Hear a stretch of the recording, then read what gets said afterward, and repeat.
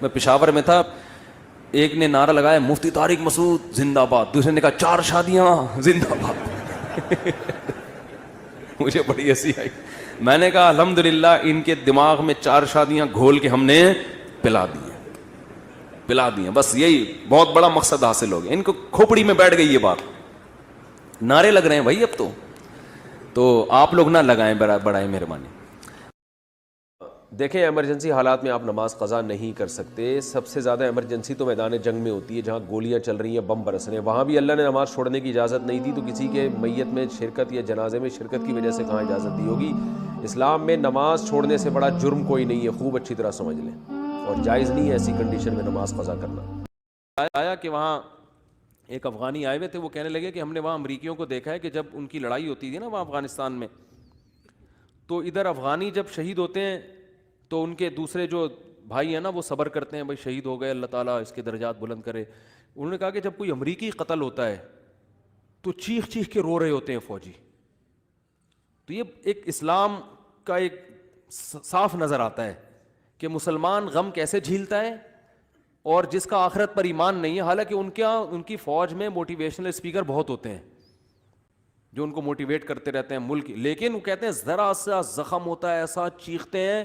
ہمارے ہاں بچے بھی ایسے نہیں روتے جیسے فوجی رو رہے ہوتے ہیں, ایسا چیخ رہے ہوتے ہیں اور ایسا ایک دوسرے کے گلے مل رہے ہوتے ہیں, یار تیری ٹانگ ٹوڑ گئی, ہاں ہاں ہاں. وہ تو ایسے کئی لوگوں نے بتایا جو بھی آتے رہتے ہیں نا وہاں سے آنا, جو افغانی تو آتے ہیں یہاں تجارت کے لیے, تو کہتے ہیں ہم جب دیکھتے ہیں نا اس طرح کہیں لڑائی ہو رہی ہو افغانیوں میں اور ان میں جو آپس من عمل منکم سوءا بجہالہ, تم میں سے اگر کسی سے کوئی گناہ ہو گیا, کوئی خطا ہو گئی, انسان بشریت کے تقاضے بشریت کے مقتضا پر عمل کرتے ہوئے,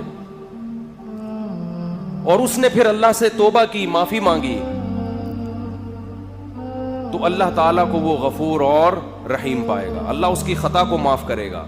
تمہاری خطاؤں پہ وہ سزا نہیں ہے جو سزا ان لوگوں کی خطاؤں پر ہے جو محمد صلی اللہ علیہ وسلم پر ایمان نہیں لائے. اللہ تعالیٰ نے ہمیں قرآن مجید میں یہ بتایا ہے کہ مسلمان گناہ کر کے اگر وہ اللہ سے معافی مانگتا ہے تو اس کی وہ سزا نہیں ہے جو غیر مسلم کی سزا ہے, کیونکہ وہ اللہ 1.5-2 سال ہو گئے ہوں گے. خاتون کا فون آیا کہ وہ میرے رشتے نہیں آ رہے. میں نے کہا کیوں؟ کہہ رہی ہوں ایکچولی میں ایجوکیشن میں پڑھ رہی تھی تو اس وقت میرے بہت رشتے آ رہے تھے, لیکن پہلے میں اپنی تعلیم کمپلیٹ کروں گی. اور وہی جو ٹوپی ڈرامے میڈیا سکھا رہا ہے, شادی ہو گئی تو بچے ہو جائیں گے, ایجوکیشن. تو اب میری جو ایج اتنی ہو گئی ہے, جتنی انہوں نے بتائی تو 10 تو پلس کر لو اس میں, لیکن جتنی بتائی وہ بھی ماشاءاللہ کافی شاندار ایج تھی. تو میں نے کہا اب اس ایج میں فرشتے آنے کا چانس ہے. ان کو تو نہیں کہا, دل اور خراب ہوتا بیچاری کا. فرشتے آنے کا چانس ہے, رشتے آنے کا چانس. بولا بھائی نہیں. ایک شعر سنانے کا دل چاہ رہا ہے, حسن تیرا اس طرح سالم رہا, سر منڈانے پر بھی تو ظالم رہا. بعض لوگ ایسے ہوتے ہیں کہ ٹرینڈ کرنے پر بھی وہ خوبصورت نظر آتے ہیں. تو شاعر کو کسی سے عشق ہو گیا تھا کسی سے نا, تو وہ معشوق نے کیا کیا, اپنی ٹرینڈ کرا دی تاکہ اس کمبخت کا عاشق کا عشق ختم ہو جائے.